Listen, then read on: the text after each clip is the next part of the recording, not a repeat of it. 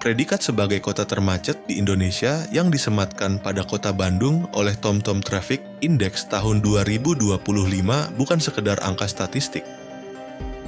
Ia adalah cerminan dari gagalnya tata kelola transportasi dan perencanaan kota yang dilakukan pemerintah selama ini.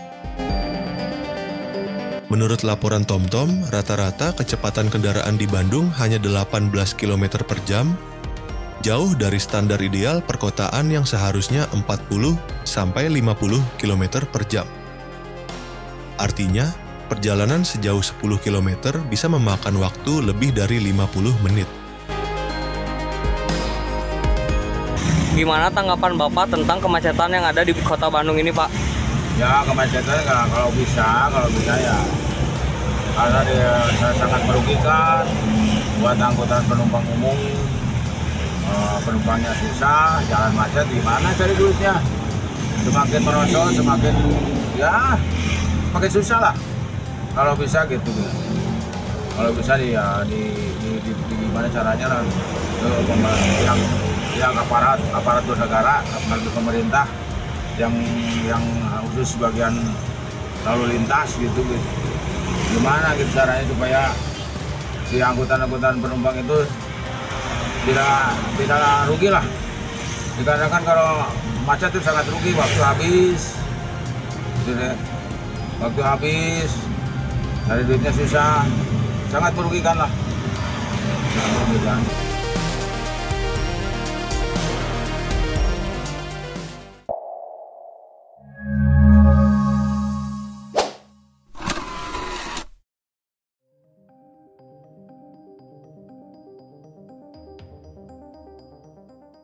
Ya, kalau bicara soal kemacetan, maka kita harus pahami bahwa kemacetan itu adalah sebuah hasil begitu dari proses. Prosesnya ini apa? Yaitu adanya interaksi antara pergerakan orang ataupun kendaraan dengan infrastruktur yang ada. Nah, ini yang jadi pemahaman bersama begitu. Bahwa kita lihat 3 tahun ke belakang ini kayaknya infrastruktur kita juga untuk jalan khususnya ya meningkat mungkin sedikit begitu ya, banyaknya rehabilitasi dan seterusnya. Nah, soal demand ini orang ataupun kendaraan yang akan selalu meningkat seiring dengan pertimbangan ekonomi begitu.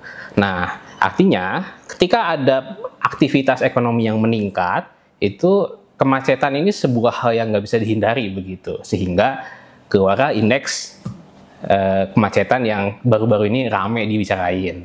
Nah, Bandung ini agak unik. Kenapa? Karena di hari kerja banyak aktivitas niaga, sekolah, pendidikan, dan segala macam. Weekend, wisata semua datang. Jadi lengkap ini paketnya begitu. Weekday rame, weekend makin rame begitu. Sehingga kemacetan ini adalah sebuah hal yang di sisi yang lain disyukuri karena aktivitas ekonomi berjalan, di sisi yang lain memang harus dimitigasi begitu, harus ditangani baik dari sisi pemerintah ataupun kita sebagai masyarakat Kota Bandung Raya begitu ya. Karena ini bicara Bandung pasti Bandung Raya begitu.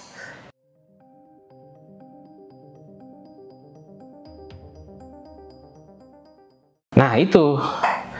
Ya, nah, sebelum kita bicara kebijakan itu, maka saya sih mengajak sebetulnya masing-masing dari kita semua, masyarakat ini paham begitu bahwa nggak ada kebijakan instan. Apalagi kalau kita bicara Kota Bandung, pasti ada cross dengan kabupaten sekitarnya. Dalam tata ruang, Bandung ini nggak berdiri sendiri. Dia ada Kabupaten Bandung, ada Bandung Barat, ada Kota Cimahi, ada Sumedang, yang tergabung dalam satu wilayah cekungan Bandung. Nah, yang paling utama dilakukan oleh Pemkot Bandung menurut saya adalah berkoordinasi, bersinergi dengan Pemda-Pemda sekitarnya begitu. Yang paling dekat adalah memanage pergerakan tadi. Weekday ada pendidikan, ada niaga, itu di-manage dengan baik. Weekend, kita tahu lah wisata di utara ada, di selatan ada, ini harus di-manage dengan baik begitu. Jadi Bandung ini, Kota Bandung mungkin sentralnya ya bisa menjadi motor untuk menggerakkan mitigasi-mitigasi yang harus dilaksanakan gitu.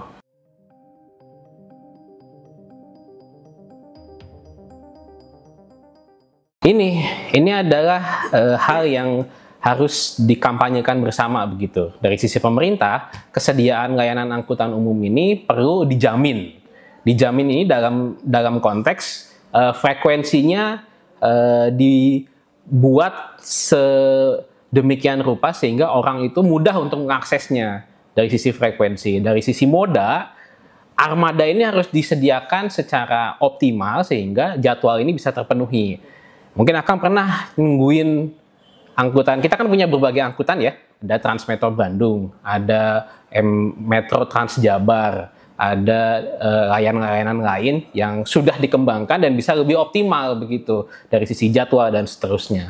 Makanya sangat penting untuk memfasilitasi angkutan umum, apalagi saya sangat menunggu sebetulnya strategi manajemen angkutan umum yang baru ya. Saya kira wali kota juga dan jajarannya sedang mempersiapkan hal itu. Skemanya itu yang perlu dipikirkan baik-baik sehingga antara perencanaan angkutan umum yang dilaksanakan dengan kebutuhan yang memang harus disediakan itu match begitu. Jadi kebutuhannya sangat penting untuk angkutan umum sehingga orang bisa beralih dari kendaraan pribadi menuju angkutan umum gitu.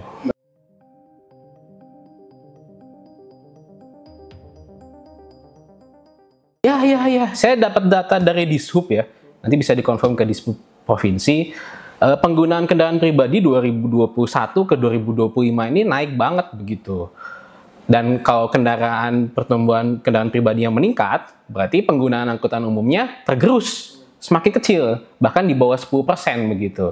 Kita bisa lihat juga, bisa dikonfirmasi nanti ke pengusaha-pengusaha angkutan umum, bagaimana survive-nya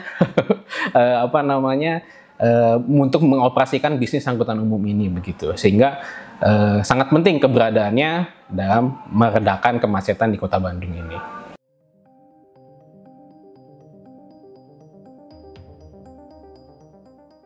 Ya, solusi ideal saya kira nggak ada yang tunggal ya, semuanya harus by system.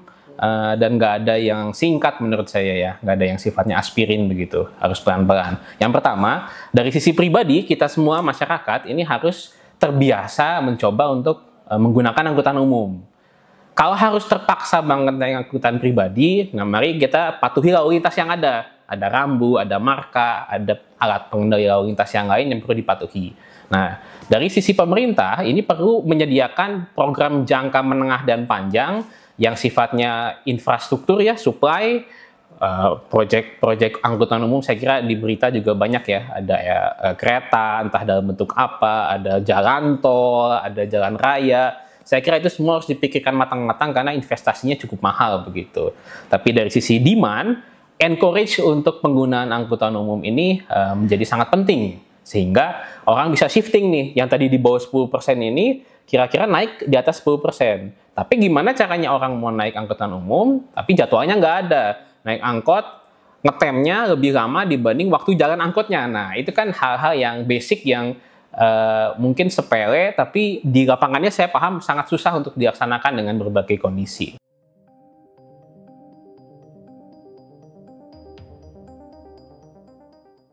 Kalau dari data TomTom, itu kan rata-rata kecepatan di 18 ya.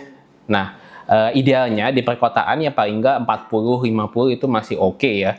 Tapi memang kalau kita bicara peraturan yang ada, peraturan kita mengacu ke Permenhub 96 tahun 2015 ya, tentang kinerja dan ukurannya begitu, ada tingkat pelayanan. Tapi kalau kita hanya bicara dari TomTom, maka sebetulnya itu perlu dijadikan alarm saja, tapi satuan-satuan metriknya itu kita perlu konfirmasi itu. Karena di Bandung sendiri kan jalan, kemudian ketahan simpang. Mungkin simpangnya lebih lama nih, sebagaimana yang kita tahu simpang terlama di Jawa Barat begitu ya. Jokesnya itu kita bisa sambil ngafalin beberapa buku begitu ya, untuk bisa menunggu sampai hijau lagi ya, kurang lebih begitu lah. Sehingga TomTom ini menjadi pengingat saja sebetulnya ya, bahwa alarm ini buat kita perlu memitigasi, perlu berbenah untuk bisa tidak lebih buruk lagi begitu. Tapi saya kalau bicara TomTom itu juga perlu dicek karena yang saya bilang di awal, weekend dan weekday Bandung ini ramai semua begitu ya, jadi agak repot begitu ya. mungkin beberapa kota lain ramainya hanya weekday atau ramainya hanya weekend, sehingga ketika di rata-rata, ini kan TomTom ini rata-rata ya, jadi bisa lebih rendah begitu. Kalau Bandung, semua orang mau ke Bandung, sisi positifnya sebetulnya aktivitas ekonominya jalan, sehingga TomTom ini sebetulnya perlu jadi alarm, tapi mungkin perlu ditanggapi dengan sewajarnya begitu ya, jangan sampai kita juga overact dengan indikator itu.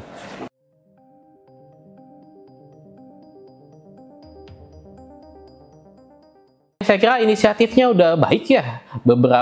Sekali lagi ya, Kota Bandung ini perlu sinergi dengan Pemda sekitarnya, tapi yang sudah beraksana saat ini kayaknya sudah cukup baik dan bisa lebih dioptimalkan. Misalkan yang pertama, angkot nih.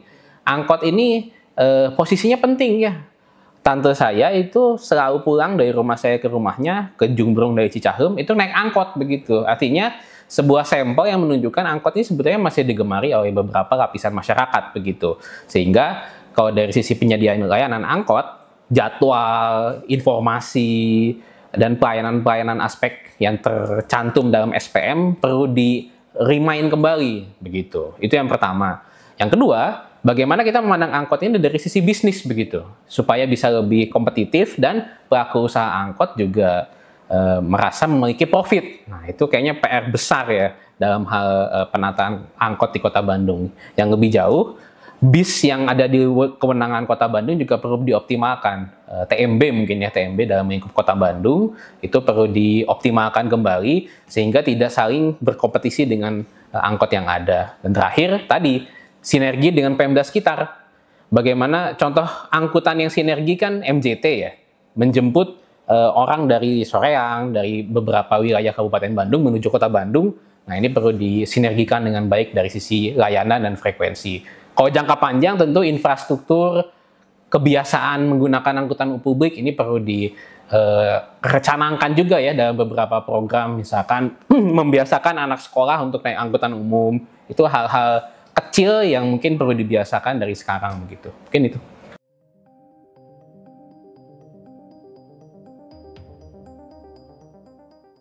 Kalau dari sisi prioritas sebetulnya perlu dilihat lebih komprehensif ya.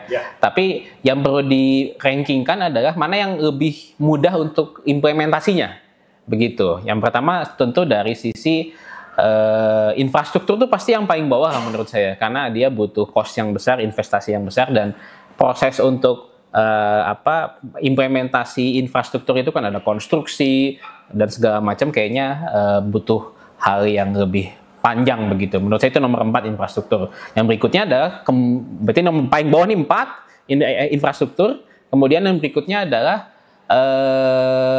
manusia dan armada. Nah, ini kayaknya hal yang telur ayam begitu ya. Kayaknya manusia ini mungkin dalam sisi Pemkot Kota Bandung dalam kewenangan untuk mengajak, mensosialisasikan perilaku-perilaku yang baik begitu. Tadi ya, ajakan naik angkutan umum, kampanye-kampanye tertentu begitu. Kemudian kalau angkutan ini juga menjadi repot karena nggak semua usaha angkutan umum ini kan kepemilikannya di Kota Bandung. Mungkin ada beberapa stakeholder terkait. Yang bisa dilakukan adalah koordinasikan, mensinergikan kebutuhan dan layanan yang dibutuhkan. Dan yang terakhir adalah kalau peraturan. Nah, ini mungkin yang menjadi wewenang dalam konteks berkoordinasi dengan DPR dan seterusnya ya, bagaimana peraturan-peraturan yang ada itu dibuat supaya tadi iklim angkutan umum usahanya menarik. Nah, mungkin ada regulasi-regulasi yang perlu dibenahi begitu, sehingga bisnis angkutan umum ini paling nggak rugi lah gitu ya, sehingga kalau tadi diprioritaskan menurut saya peraturan dulu, kemudian masyarakat dan armada ini 2 dan 3, yang terakhir dari infrastruktur. Infrastruktur agak cost lah begitu ya kalau menurut saya. Oke, jadi bisa disimpulkan bahwa salah satu upaya untuk mengurangi tingkat kemacetan Kota Bandung adalah penegakan hukum di bidang transportasi. Ya. Saya kira itu hal yang manageable ya, yang mungkin lebih mudah. Saya nggak bilang mudah ya, cuma lebih bisa direlasikan dalam mungkin 1-2 tahun ini begitu. Paling gampang kan ini bis sekolah. Di sekolah kan dengan pedoman dan aturan tertentu, dalam sekolah yang dalam kewenangan Kota Bandung bisa didesain sedemikian rupa sehingga orang itu atau anak itu tidak diantar dalam waktu yang bersamaan. Mungkin seperti itu. Skemanya macam-macam lah. Kita mungkin dulu kenal ada bis sekolah, efektivitasnya itu mungkin perlu dilihat kembali begitu. Jadi menurut saya seperti itu.